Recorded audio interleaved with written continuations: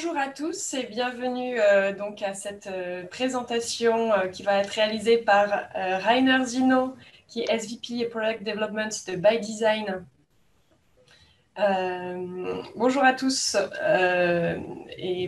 et donc voilà, bienvenue à la présentation qui va être faite par Rainer Zinow, qui est SVP Product Development de ByDesign et qui est là depuis les tout débuts de ByDesign, ainsi que Jan Matthes, qui participe à la stratégie de ByDesign et à sa mise en exécution.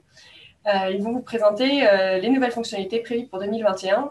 So the floor is all yours, Jan and Rainer, and welcome on board. Thank you very much. Welcome everybody from my lovely home office here. Normally, this event here, as many of you know, was a highlight of my year. It was the opportunity to hop on a train and drive to Paris and spend 1 or 2 days with you, like we did it last year. Unfortunately, this year not possible. Therefore, Jan and I will talk you through what has happened in SAP Business ByDesign in 2020, what we are doing moving into 2021. Jan, will you start sharing? Yes. Okay, great.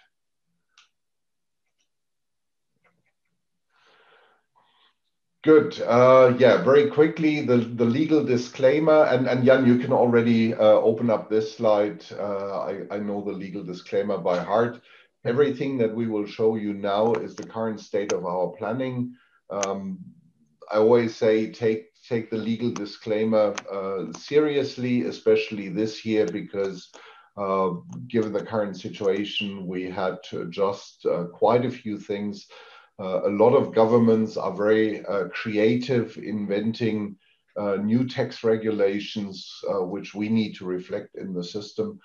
Therefore, we had to do a couple of changes.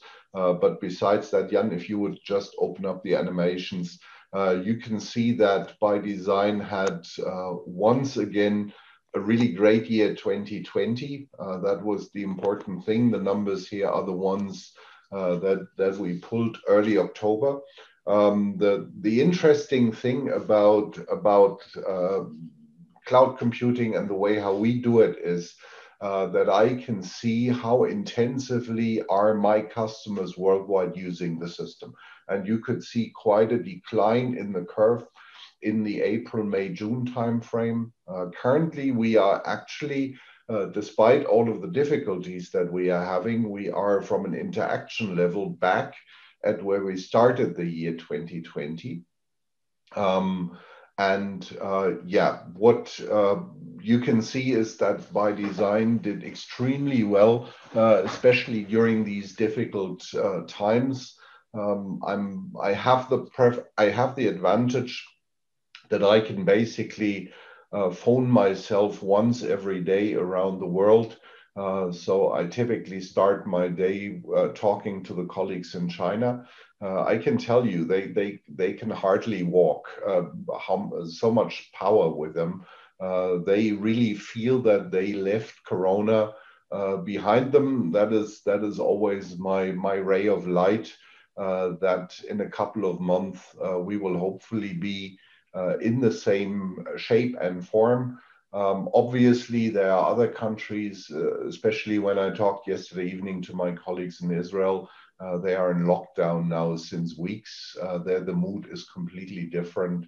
But ByDesign saw a very strong demand in 2020 and will see a strong demand also in 2021. And as Jan just started the innovation, and ByDesign is SAP's net new name engine. And to be very clear, ByDesign and also SAP Business One will be here for many, many years with us. We are constantly innovating on Business ByDesign. And now here somehow Buddy calls me via Skype, so no clue how to get rid of that one. I just let it ring, or can I somehow decline? Paste this call. Okay. No, now he's gone. Thanks a lot. So what we have done is that we have developed ByDesign forward. and we will continue to do so. Jan will talk now about the key principles that we are doing. If I look at the long-term perspective, so what are we doing? We are carefully listening to what you are telling us. We use the customer influence portal to see what is next, and Jan will give you an overview about that one. So thanks for using SAP Business ByDesign. We hope that you find it especially useful during these difficult times. I have quite a few customers who said, hey, a lot of our business came basically to a standstill, but we were able to run our business based on Business ByDesign, and that is the most important message. With that, Jan, I would hand over to you. So talk us through the highlights and where you want to take us in 2021. Yeah. So Rainer, thank you, and merci beaucoup for having us. It's really a pleasure to be in France, also just virtually. So my heart is really beating for France. But where are we aiming? You've seen it already in our roadmap in April, that we have a strong focus for product-centric industries. And I'm very proud of what we achieved in 2020. And I can assure you, we will continue that path throughout the next year and probably even afterwards. So the future always uncertain is, that's what Yoda from Star Wars said, you can never rely on that. But I think it's obvious that this is the biggest growth market that ByDesign can go for. In the service-centric business, we already have achieved a lot. And now the way towards the service-centric, from the service-centric to the product-centric, is also to touch base on what we call the convergence between service-centric and product-centric businesses. Many businesses sell services but also deliver material products. And the same is the case for product-centric businesses, which will ship or produce the content of boxes and then also add a service on top of that, either by organizing and managing fleets of material products or by adding value-added services on top of that. And here is, I think, something like the new sweet spot, or a sweet spot you can already address right now. Not many cloud ERPs in the world can really cover, let's say, for a project stock or for ensuring that via third-party logistics, your maintenance materials get shipped first before you execute a service. This is something ByDesign can cover, and where we also made steps forward in 2020. And that is basically our way towards the product-centric industries, which is our big focus. Let's look back a bit how we went forward towards that direction. We took the decision to say, well, let's go for product-centric, but the content of it and what is really being implemented for product-centric is coming from you, from the partners and also from the customers. You see this here. We have so many customer influences and so many votes, and I know that many of you are sometimes disappointed by seeing so many customer influences not being delivered, but this is our guidance. We pick the ones which are most voted, and we pick the ones which have a focus for product-centric first. That is our strategy, how we execute, and on what you give us as feedback. And what you see here is basically in the last year, we've been delivering something like almost 90 customer influences, and that has basically a total of votes of 600 votes. In the past years, the number of customer influences has been lower, not significantly lower, but the number of votes have been significantly lower. So we had the best year ever. And you could say, well, why are the votes so important? We want all ideas to be delivered. Well, our capacity is limited. That's why we need to wisely decide where we put our capacity on. And the votes are here the decisive point here. So this is again the roadmap we published in April, so the old roadmap. And well, the roadmap is a promise to you. We give you the promise that we want to deliver on those topics. We cannot keep all the promises. That's unfortunate, but it's the situation. So I don't want to be hiding that.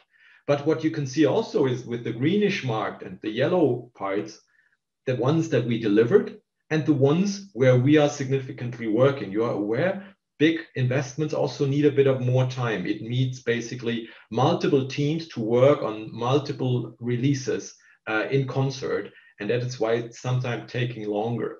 So for instance, I can tell you that we are currently, and also since a couple of releases, significantly working on the consignment stock on customer side, and that is on its way. You don't see it right now, but we are working on that and expect something very soon that it will be made available. The first steps will be made available. So to shed a bit of light about the problem that I as a product manager have with my team is basically, yeah, it's very clear. We will go for product-centric industries. It's delivering capabilities to produce and to deliver more agile and more transparent. But the requirements around that are huge. In all angles of our solution, we can do something. And that is basically the big challenge that we have. We cannot start everywhere at a time. So we need to wisely pick where to invest. And this is basically the list of the topics we selected in 2020, in the current year. And this is also giving you, hopefully, the impression how we will continue in 2021. And the result is basically what we delivered in 2020. Focus on production and logistics and all the customer influences with the votes. You see, that is basically the list where we are very proud of. And I think we are somehow exceptional in the SAP organization that we give so much feedback and capture so much feedback and directly bring it into execution. So how are we going to evolve this further? You've seen that picture probably a couple of times. Nevertheless, I think it's important. The roadmap is nothing else than the tip of the iceberg that we communicate. But there's lots of things happening under the waterline. So that is basically the customer influence. Please continue voting. Please continue proposing things. And as soon those votes get a certain threshold, they also have a chance to be published in the public roadmap. Not all things that we are working on will find its way into the roadmap. That's also very clear. So the list you've seen before, not many of those topics you've seen on the public roadmap. But we've been working on that, and we've been finally delivering that. So the roadmap can never be a complete list. It's just an indication. So the new roadmap looks now like this. It's basically nothing else than what we communicated in April, but with more topics. So the focus for production and logistics. We will continue also investment into our service management, especially around service resources and being able, let's say, to do better time confirmations with standardized service. That are just highlight examples. So we will continue keeping that up and focus on that. And now the most important slide of our new roadmap is that one here. It's basically giving you some ideas where we are working. And I can mark here for you the big topics that we have currently. So we need to finish our lease accounting. That's an asset now. We've been introducing it last year, but we also learned that things need to be enhanced and have a final step before they are really fully available to you. And that's why we continue those investments. And those investments and basically also are the prerequisite to add additional big topic items like here the consignment stock. And you see it's spanning the consignment over multiple releases because it's really affecting all of our processes. It's basically all our order to cash processes, from returns, from how you evaluate data, how you evaluate the products in financials. All this is needed. It's a multi-release invest, and that's why that small bullet, there is lots of activity behind that. So it's taking a lot of time. And then as soon we have delivered the consignment, our next big ticket item is the base purchase price flexibility. You can call it landed cost. It's basically the idea that we want to enable you to purchase products, but also to consider the side costs, the surcharges you might be paying for customs, assurance, transportation, and to consider them also in your financials and into your planning. And that is also a huge step forward. It caters to the product-centric industries. And that's why we decided to put this here on the roadmap and make this transparent, that we are planning to work on that topic.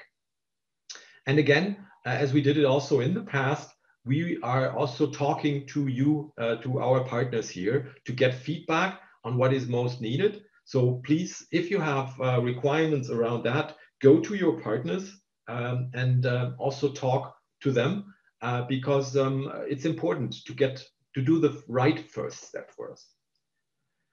I also want to mention a bit what we have here in terms of the service-centric businesses. So one of the highlights that we delivered in the past is basically the time recording, and we will continue that time recording on service confirmation. So if you have a service order and a service confirmation, you want to have automatic time recording also, and you want to simplify that process. And that is something we will continue. Similarly, we plan to invest into skills and resource management for standardized service execution. That is also something we want to bring on top. So just a few ideas that you get a feeling what we are doing here. So it's real screenshots I took from the development system. So you can never rely that we really deliver that, also not on the timeframes. But well, if I am able to take a screenshot from a development system, then probably it gives you a feeling that we are going for that. And one of the examples is here, this is the time recording, is our thoughts about making digital payment more simple. There is a solution that SAP delivers, the digital payment solution, which allows you to easier integrate other payment providers, like PayPal, for instance. And we are thinking about investing into that and using that and offering to you that as an out-of-the-box integration for Business by Design. That should make your life for digital payment way simpler, as it has been in the past. Besides the big ticket investments that you see here for consignment, I want to mention also the smaller things. So abilities to change running production orders in terms of quantities is something we are also working on. You see this on the roadmap, and just a screenshot, I just seen it, I think 3 weeks ago in one of our development systems the first time. And we are progressing here as well. So you cannot be never sure that we really deliver on the scheduled timeframes. But as of now, I can tell you we are on track with what we plan. And this is something very important to me and Rainer, that we really don't promise things and don't raise expectations about things which are not coming. If you now would ask me for what is the most important and most highly voted customer influence in the product-centric business, I can also be very open. It's the requirement for subcontracting. This is also on our radar, but we deliberately decided to put it in the back until we finished consignment and also base purchase price flexibility. After that, we want to go towards subcontracting because we understand that that is a key requirement in many markets, especially also in Asia, but also here in Europe. So another slide, which is also probably interesting, is about our future invests in cross capabilities. I want to highlight here our further invests into intelligent enterprise. You've seen we've been delivering on the supplier invoice scanning with optical character recognition, so with automatic recognition of a scan into data. We want to continue that, invest into that, but also provide robotic process automation, a bot workbench, and also a predictive analytics workbench. So that are very good examples. And one of the things very close to my heart is mobility, being able to use optical character recognition, so scanning pictures and directly beaming the data into a ByDesign form on the smartphone is something we want to do also for expense reporting. Again, this is catering to the service industries mostly, but basically it's valuable for any kind of industry. And well, you see that I'm very much driven by my heart. Another topic is really collaboration. What is the future of collaboration? You've seen it in our roadmap that we are going to invest into Microsoft Teams and also into Outlook.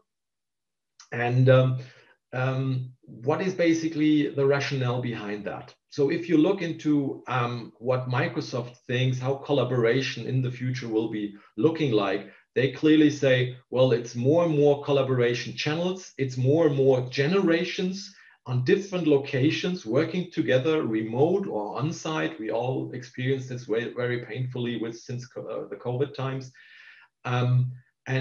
Well, they all need to consume data from the cloud ERP. And this is what we want to leverage. And our decision was, okay, then let's go with the market leader here in online collaboration. And that is since a couple of, months now, and since the COVID times, clearly Microsoft. Microsoft Teams is the real-time collaboration platform, in addition to Outlook, which is rather the asynchronous communication channel, and it will stay the asynchronous communication channel. We'll also further invest into that. But in addition, we want to support also the real-time collaboration and enable that users can then consume information from ByDesign in a Teams environment.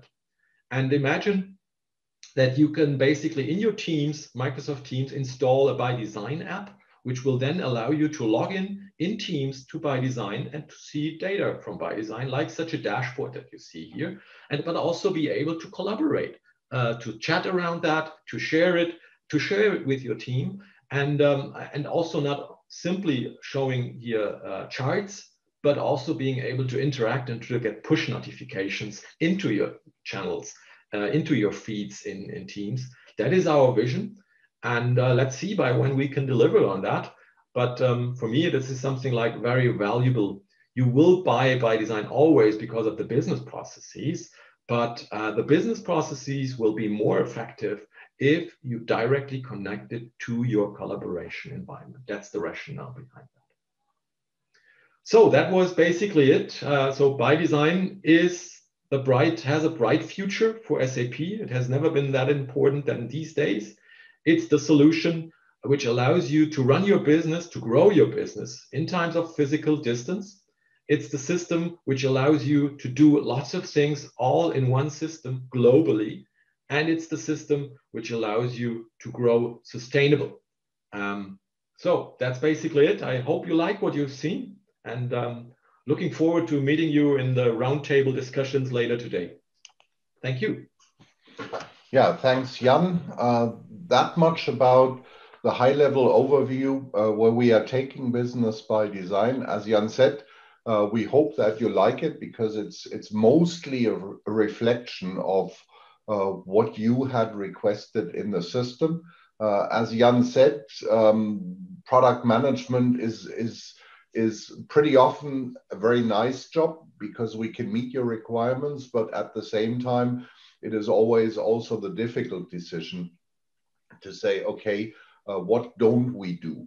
By the way, many of the topics you don't need to write influence requests for. For example, and I still hope that we find a solution with our friends in the UK, but we've completed all of the Brexit preparations, that we have the documents available for you, what you would need to change in case of a hard Brexit. So this is stuff which we are doing anyway. Also, Jan talked about the continuous renovation on the architecture side, on the analytics side. I'm quite excited, and I've seen one of the lab previews of how the Microsoft Teams integration may look like. I have really high hopes for everything that we will do in 2021 around predictive analytics. So I hope that you will enjoy ByDesign big time also in 2021. With that, thanks a lot also from my side, and Anne-Claire, back to you. Thanks, Jan and Rainer. So here it's the end of this session, and we can welcome you for the two next sessions, UBISTOR roadmap and GDPR. So see you.